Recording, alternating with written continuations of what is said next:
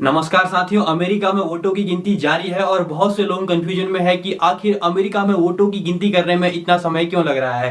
हालांकि ट्रंप को छोड़कर सभी जानते हैं कि अमेरिका में डेमोक्रेटिक पार्टी के उम्मीदवार जो बाइडेन की सरकार बनने वाली है, लेकिन अभी किसी तरह का ऑफिशियल अनाउंसमेंट नहीं हुआ है कि अमेरिका में किसकी सरकार बनेगी। क्या आपको पता है कि अमेरिका में वोटिंग कैसे होती है और कैसे वहां प्रेसिडेंट को इलेक्ट किया जाता है? अगर नहीं तो बने रहिए मेरे साथ, करते हैं बात इस वीडियो में।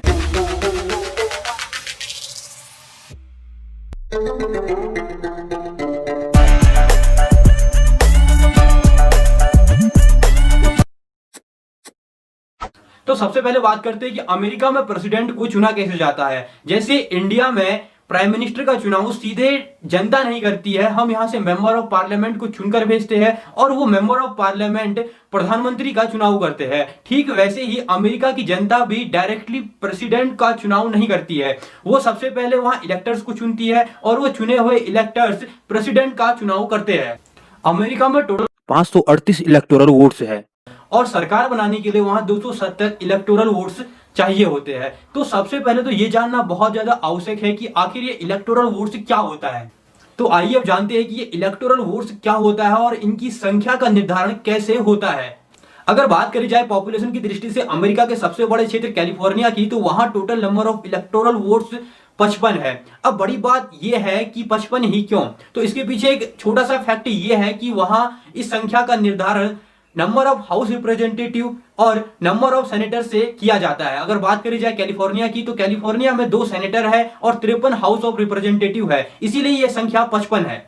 जरूरी नहीं है कि एरिया बड़ा होगा तो total number of electoral votes की संख्या भी ज्यादा होगी। अगर बात की जाए अलास्का की, तो अलास्का में total number of electoral votes 3 है, क्योंकि यहां पॉपुलेशन कैलिफोर्निया जैसे क्षेत्र की अपेक्षा काफी कम है। मैंने देखा है कि अक्सर बहुत से लोग कंफ्यूज होते हैं कि कैसे अमेरिका में वो उम्मीदवार भी जीत जाता है जिसे अपोजिट पार्टी की अपेक्षा कम वोट पड़े हो।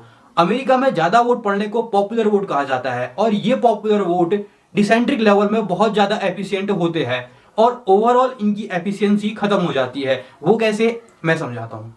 टेक्सास अमेरिका का एक शहर है जहां total number of electoral votes 38 है। अब देखिए 2016 के चुनाव में हिलेरी क्लिंटन को डोनाल्ड ट्रंप की अपेक्षा कम वोट पड़े हैं और इसीलिए 38 के 38 इलेक्टोरल वोट्स डोनाल्ड ट्रंप के खाते में चले गए हैं। ऐसा इसलिए क्योंकि वहां ऐसा नहीं होता है कि अगर किसी पर्टिकुलर रीजन में किसी पर्टिकुलर पार्टी का उम्मीदवार जीत गया है तो इलेक्टोरल वोट्स भी उसे ही मिलेंगे। इलेक्टोरल वोट्स उसे मिलेंगे जो पॉपुलर वोट्स लेकर आया है। जैसा कि आप देख रहे हैं कि 2016 के चुनाव में डोनाल्ड ट्रंप ही पॉपुलर वोट्स लेकर आए थे और इसलिए उन्हें 38 इलेक्टोरल वोट्स मिले।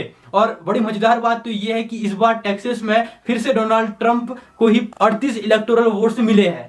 समझने वाली बात यह है कि इन पॉपुलर वोट्स का उपयोग फाइनल रिजल्ट में ज्यादा नहीं होता है, क्योंकि सेंट्रिक लेवल पर पहले ही इन पॉपुलर वोट्स को बेस बनाकर पॉपुलर पार्टी को इलेक्टोरल वोट्स दे दिए जाते हैं।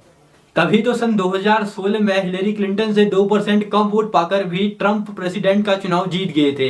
तब हिलेरी क्लिंटन के पास 232 इलेक्टोरल वोट्स थे और ट्रंप के पास 306 इलेक्टोरल वोट्स। अब आप समझ गए होंगे कि अमेरिका में प्रेसिडेंट को कैसे चुना जाता है। तो चलिए अब बात करते हैं कि अमेरिका में प्रेसिडेंट के लिए वोटिंग कैसे होती है और वहां वोट कैसे डाले जाते हैं। जैसे जैसे टेक्नोलॉजी ने ग्रोथ करी है वैसे वैसे इंसान और आलसी होता जा रहा है। ऐसा केवल मैं नहीं कह रहा हूं, मुझसे पहले भी बहुत से लोग इस तरह की बातें कर चुके हैं।